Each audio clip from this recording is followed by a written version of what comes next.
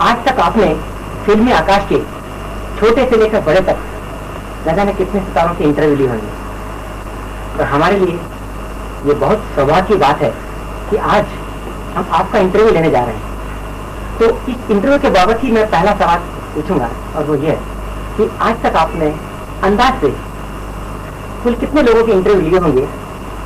आपका सवाल ये है कि मैंने अभी तक कितने इंटरव्यूज लिए हैं, तो मैं चाहूंगी कि इसका अंदाजा आप लोग खुद ही लगा लें, क्योंकि पिछले 21 सालों से दूरदर्शन पे फूल खिले हैं गुलशन गुलशन में जो मुझे देख रहे हैं, उन्हें अंदाजा है कि ये प्रोग्राम 10-12 साल तक वीकली प्रोग्राम था, उसके बाद फोर्टनाइटली हो गया। ये तो आप जानते ही हैं कि 20 सालों में मैंने इंटरव्यूज लिए हैं, उससे पहले इंटरव्यूज देती थी, तो मुझे ये अंदाजा हुआ कि इंटरव्यू देने से ज्यादा इंटरव्यू लेना मुश्किल है। आपने कॉलर अप नहीं किया? इंटरव्यू लेना इसलिए ज्यादा मुश्किल है क्योंकि हमें सामने वाले की पर्सनालिटी को उजागर करना पड़ता है, और सामने वाला अगर बोलने में बहुत ही ज्यादा स्मार्ट है, अच्छा बोलता है, तो जाहिर है कि इंटरव्यू लेने वाले को अपनी जबान को ज्यादा कष्ट नहीं देना पड़ता। तो मुझे सबसे ज्यादा प्रभावित उसी कलाकार ने किया जिसने मुझे बहुत कम बोलने का मौका दिया और खुद भरपूर बोला, क्योंकि ज्यादातर मुझ पर 20 सालों में यही चार्ज लोगों ने लगाया है कि खुद ज्यादा बोलती हैं, सामने वाले को बोलने नहीं देती।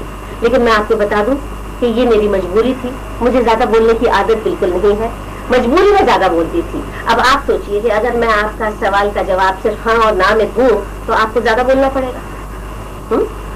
तो जब मुझे जो कलाकार मिलते थे अगर वो सिर्फ हाँ और ना में जवाब दें तो वो मुझे अच्छे नहीं लगते थे। जो बहुत अच्छा बोले हैं, धुएंधार बोले हैं, वो मुझे बहुत अच्छे लगे, उनसे मैं बहुत ज्यादा प्रभावित हुई।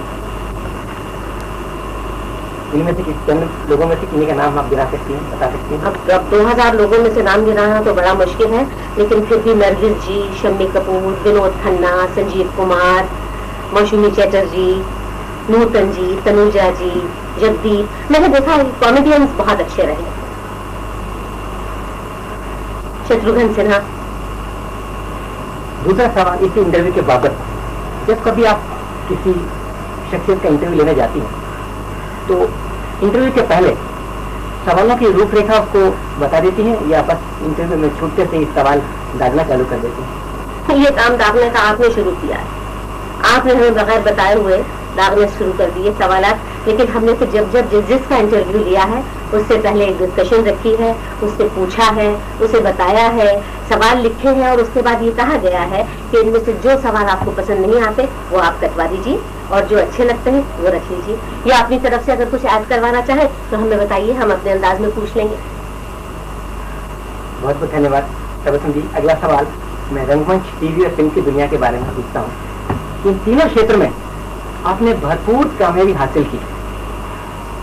शो वर्ल्ड का कोई भी क्षेत्र आपने छोड़ा, चाहे वो स्टेज की दुनिया हो, रंगमंच का क्षेत्र हो, टीवी हो या फिल्म हो या रेडियो। जी हाँ, रेडियो। और मुझे याद आता है रजी बावरा की वो नन्ही सी बेबी तबस्सुम और उसके बाद तबस्सुम हिटपरे की वो परिपक्व तबस्सुम। मैंने आपके कई कार्यक्रम देखे हैं और आपके प्रशंसक देश विदेश में लाखों की तादाद में होंगे। तो आपकी इस कामयाबी का रहस्य क्या है, इधर हमारे दर्शकों को आप बताएंगे? देखिए, पहली चीज तो ये है कि अगर किसी को कामयाबी मिलती है तो उसमें उसका कमाल नहीं होता, उन लोगों का कमाल है जो उसे पसंद करते हैं। उन आंखों का मैं शुक्रिया अदा करती हूँ जिन्होंने मुझे अच्छा देखा, उन दिमागों का मैं धन्यवाद करती हूँ जिन्होंने मेरी बातों को अच्छी तरह समझा, और उन दिलों का बहुत ही ज्यादा शुक्रिया अदा करती हूँ जिनके जिन दिलों में मेरे लिए मोहब्बत है। लेकिन सिर्फ मोहब्बत से भी काम नहीं चलता, इसमें मेरी अपनी कोशिश भी रही है। इंदिवर जी जो कि बहुत ही मशहूर कवि हैं, उनकी एक बात मैंने हमेशा अपने पल्लू से बांध के रखी जो मुझे जिंदगी में एक राह मशल दिखाती रही, और वो ये था कि तबस्सुम, अगर किसी ऊंचे मकाम पे कोई पहुंचता है तो इतना कमाल नहीं, अगर उस ऊंचे मकाम पे वो टिका रहता है तो ज्यादा कमाल है।